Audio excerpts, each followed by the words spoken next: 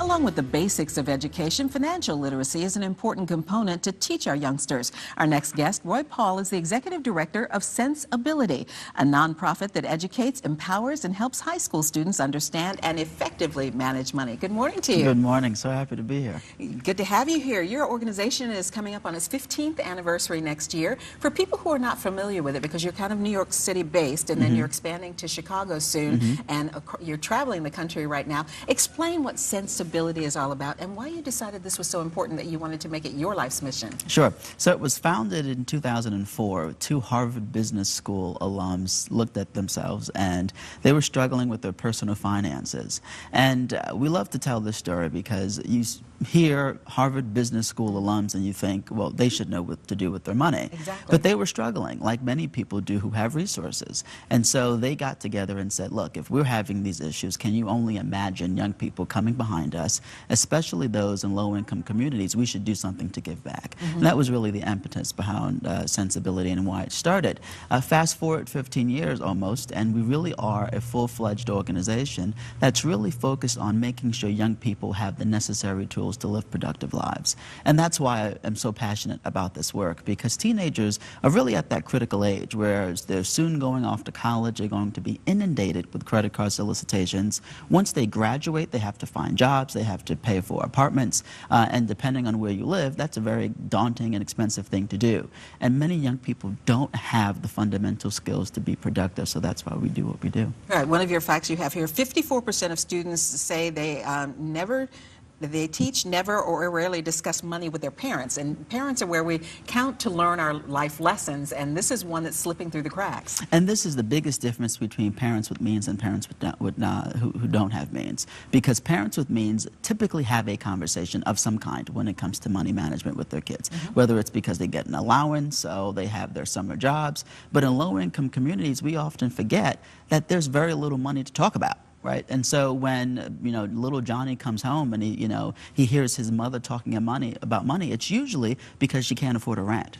Right, usually there's not enough. Exactly. So the conversations are very, very different. So they're certainly not talking about credit card, what's good and bad uses of credit. They're not talking about college savings or planning because there is no money to save for college. And so it's a very different kinds of conversation, and we notice that with our young people. Absolutely. And some of the things that you talk to kids about is allowance management, if they get one, or if you have a part-time job, managing the money that you earn and not spending it all, as soon as you get it. Right. Budgeting is very important for not only the young people, but for their parents as well. Budgeting is key. 33% of Americans don't have a budget. It's a very important thing that a lot of people lack the necessary skills to do.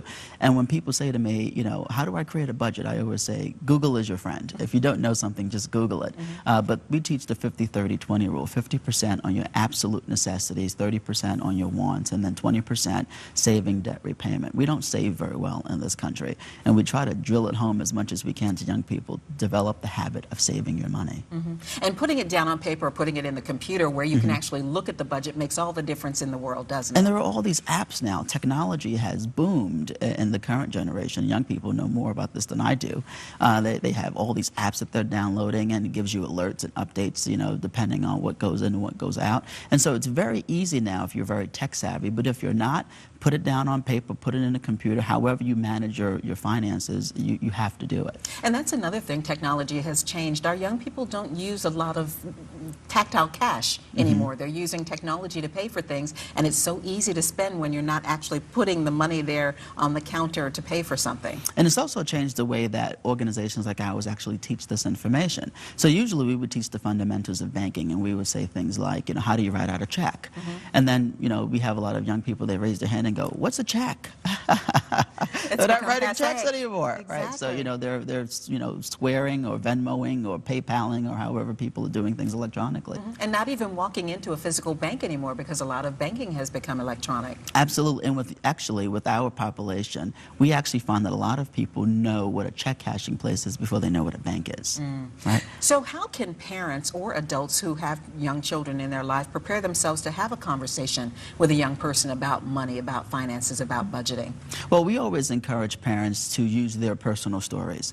And so even if it's not a story of wealth and excess, even if it's a story of struggle and hardship, explaining that to your child and saying, look, I've struggled with money, and I don't want you to have the same issues that I had growing up. College planning is the biggest issue that we find. That's the biggest accommodator that we don't really discuss in our families. And it's so critically important because I talk to young people all the time. They know they're going to college, they're taking out student loan debt, and I ask them this: in 4 years when you graduate, what's your monthly payment going to be? They can't answer the question. So they're sitting down with the financial aid officer or whomever, and they're filling out loans, they're signing off on the dotted line, and in 4 years they get that check after the 6-month grace period, and they go, holy crap, $800, I can't afford this on my salary. They're not working backwards, and that's why the conversation is so important. If you know how much your monthly payment is going to be and what your prospective salary is going to be when you graduate in 4 years, then you can actually say, wait a second, maybe I shouldn't be taking out this much money in loans. And starting earlier maybe, and looking at scholarships and grants and things like that, so you don't have to take out as much as loans. Exactly. It's a lot to learn and a lot to know. Thank you so much for joining us today. This is Roy Paul from the Sensibility. If you'd like to get more information on financial literacy, we'll post a link by early this afternoon. Just go to our website at WTVR.com/VTM.